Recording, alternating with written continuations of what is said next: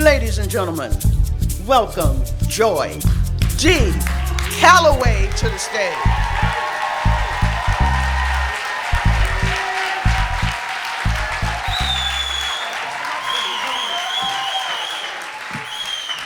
I remember the day that I decided it was time for me to start dating again after my divorce. It was Friday, October 28th, 2016.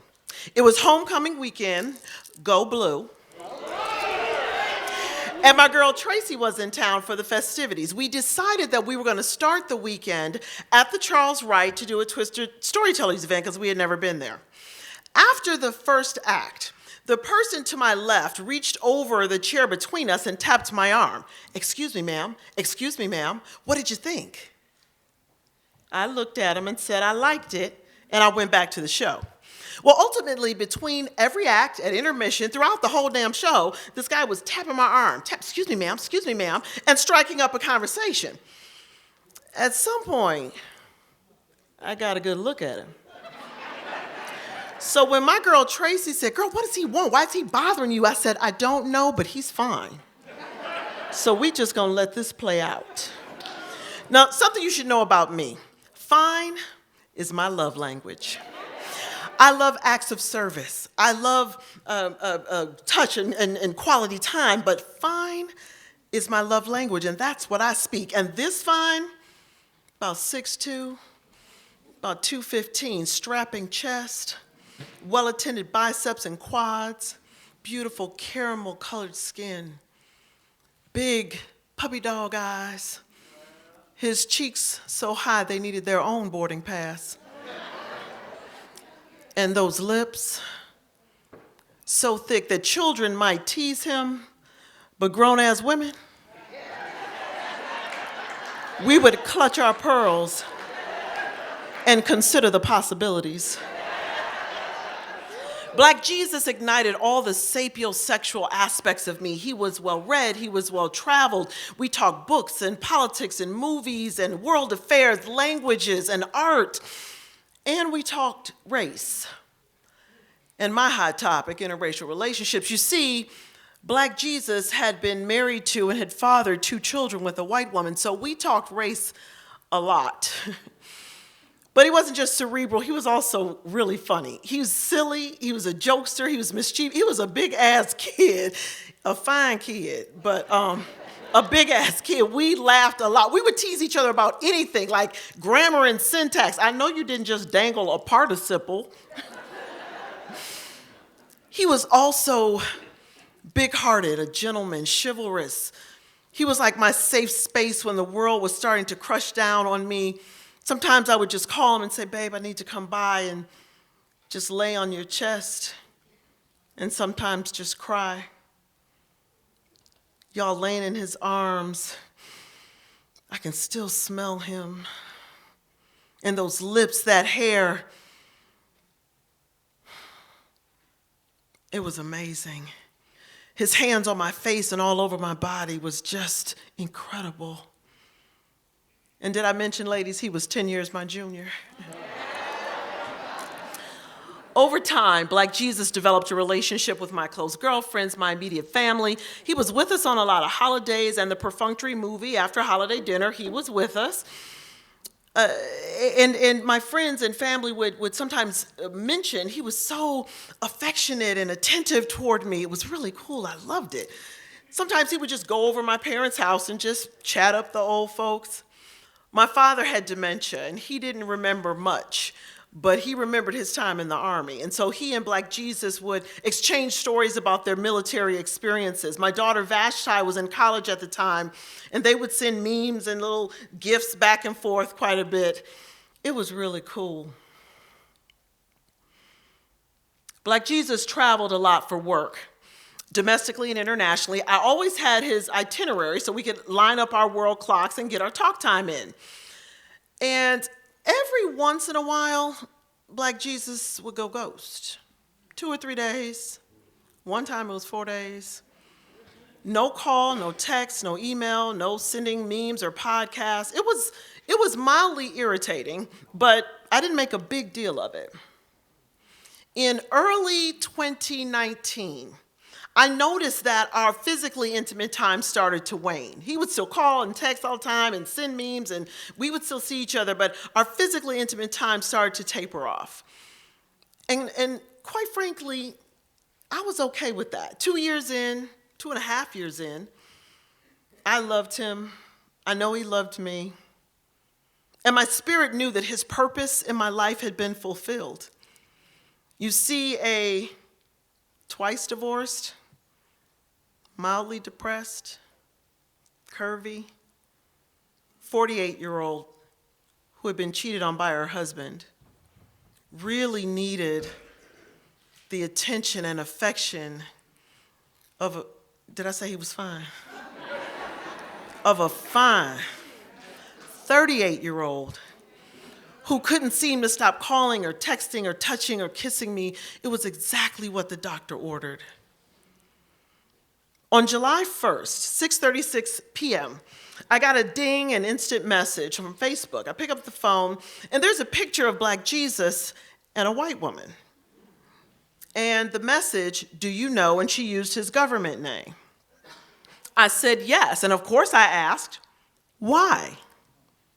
She said, he's my husband. No disrespect, but I wanted to know if you were the joy he had talked about dating. She put that in quotes. I was tripping, of course, but I kept it classy. I said, well, congratulations on your wedding. When were you married? Surely it had to be earlier that year, right? She said, July 22nd, 2016. Y'all did the math. 3 months prior to, excuse me, ma'am, what do you think?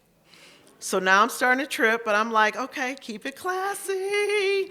I said, well, July 22nd is my mother's birthday, so that's a good sign. I hope you have a wonderful marriage. She then jumped into all these leading questions. You all met at a museum, right? You all were at the storytelling event, right? He was with his mom, you were with your mom, right? Okay, I haven't told Tracy that they think she was my mama, but you know I'm going to. I decided I wasn't going down the rabbit hole with this woman. I just said, well, thank you for reaching out. Your husband has a big heart and lots of secrets. You enjoy that. Send. And then I went right over to WhatsApp. This is where Black Jesus and I like to communicate. And I said,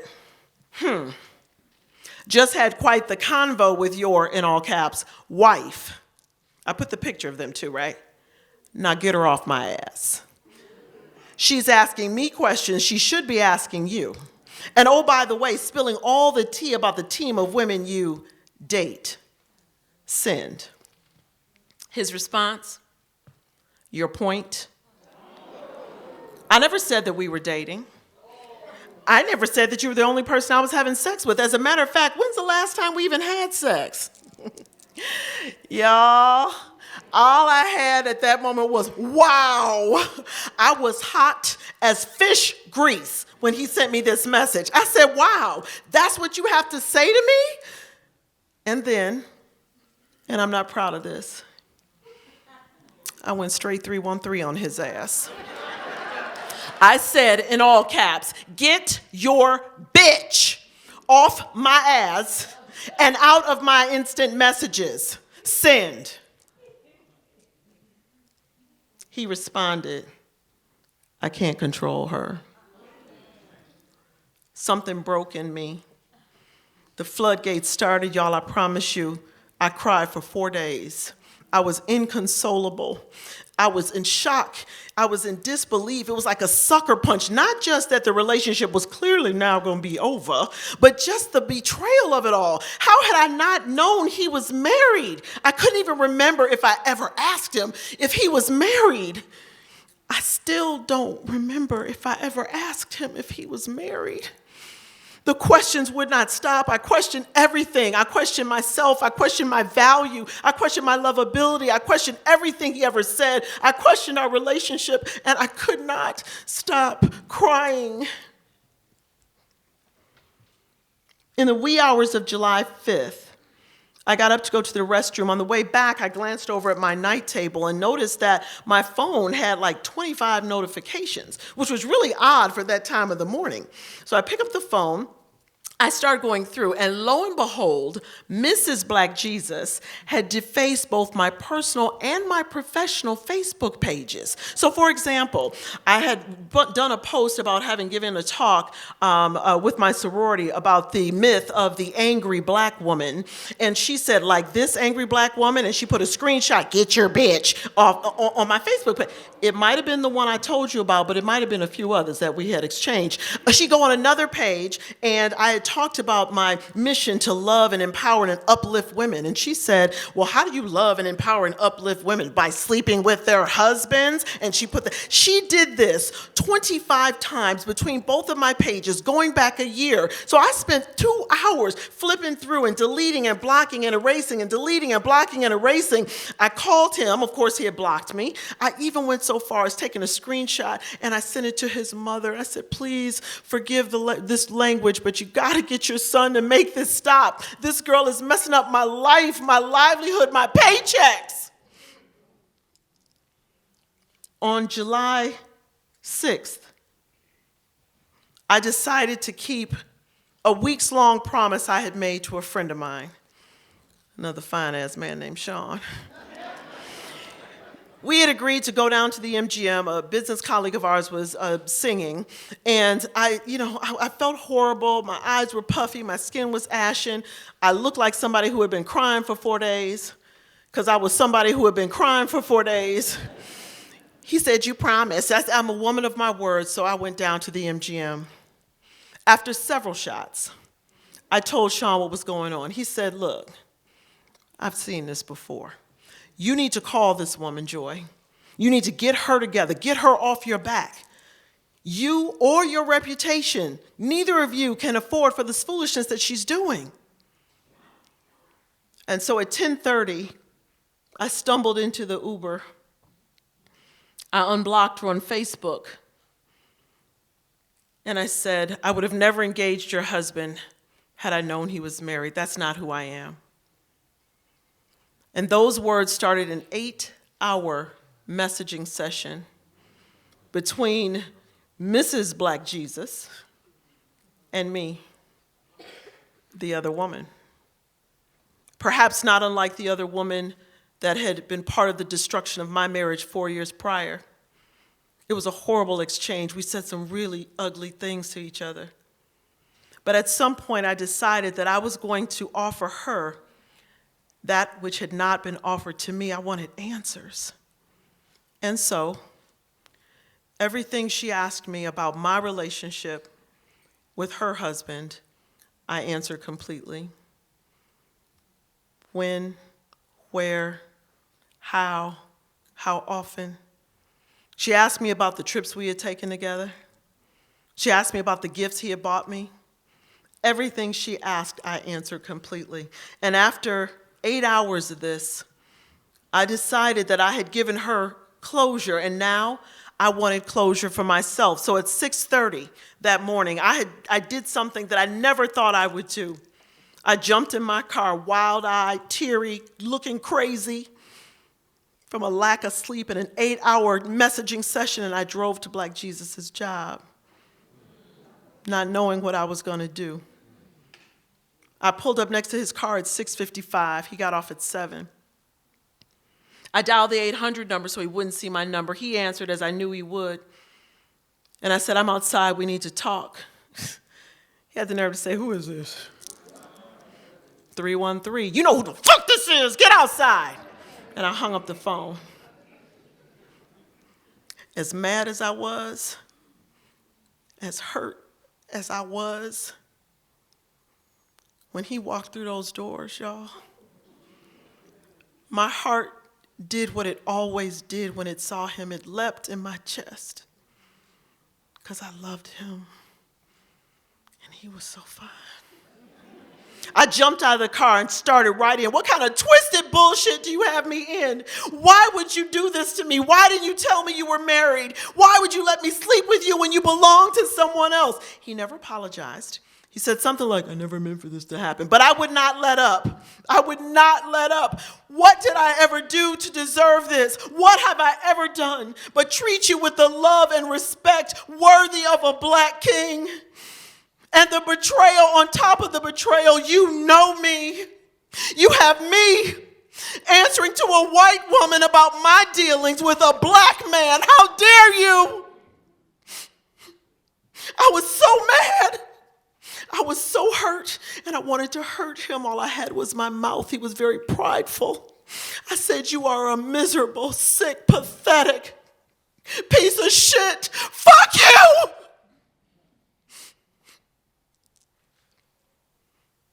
You know the last words I ever heard Black Jesus speak?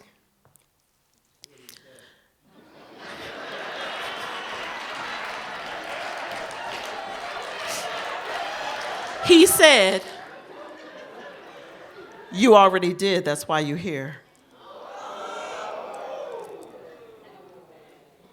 In August of 2020, I took part with a group of girlfriends in Deepak Chopra's 21 Days of Abundance meditation. And one of those exercises had us to write a letter of gratitude to someone who had betrayed us. Well, we all know who that letter was about to be about. It didn't tell us how to do it, though, right? So being a woman of ceremony and ritual, I just made something up. I grabbed a red ink pen and a bunch of computer paper, and I just started writing out all of the negative stuff about him, just all the anger, all the pain, all the betrayal, all the self-questioning, all the doubt. I just wrote it out. I wrote it out. I cried and snotted. And for 2 hours, I just purged. And then I lit an incense stick of copal. I'm not a sage girl. I took that letter and I held it over the kitchen sink and I burned all of the pages of the letter. And then I took that lit incense and I walked in every room in my home where Black Jesus had been. And I said, I release all of the negative energy in this room surrounding this man and in me. I did that in every room in my home. And then I put that incense in the holder and I sat in a meditative state until it burned out. And then I was ready to write. Chris, today I do what I have never done. I write you a love letter, a letter of gratitude and recognition to the powerful and impactful role you played in my life. You, with all that fineness, came into my life and onto me at a time when I felt discarded and left behind. I couldn't believe that someone as fine and as young as you would ever find me desirable, sexy, sexable. At the time, I also wasn't so sure that I was lovable. Besides the absolutely amazing sex. Sorry, little brother.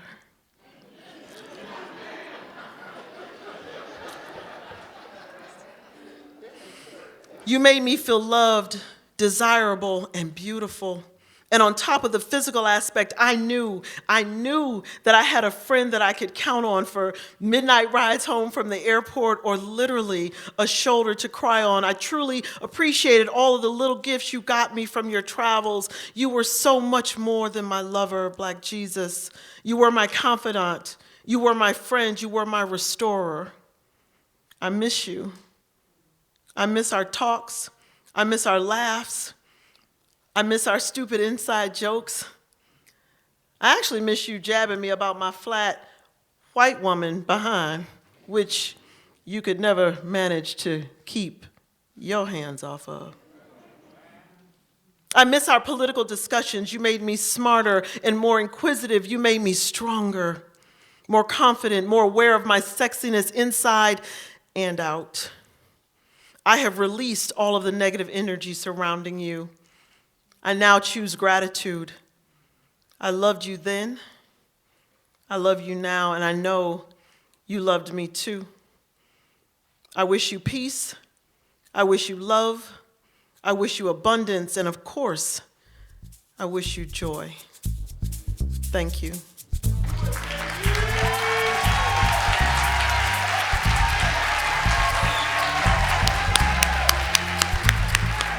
Joy G. Calloway.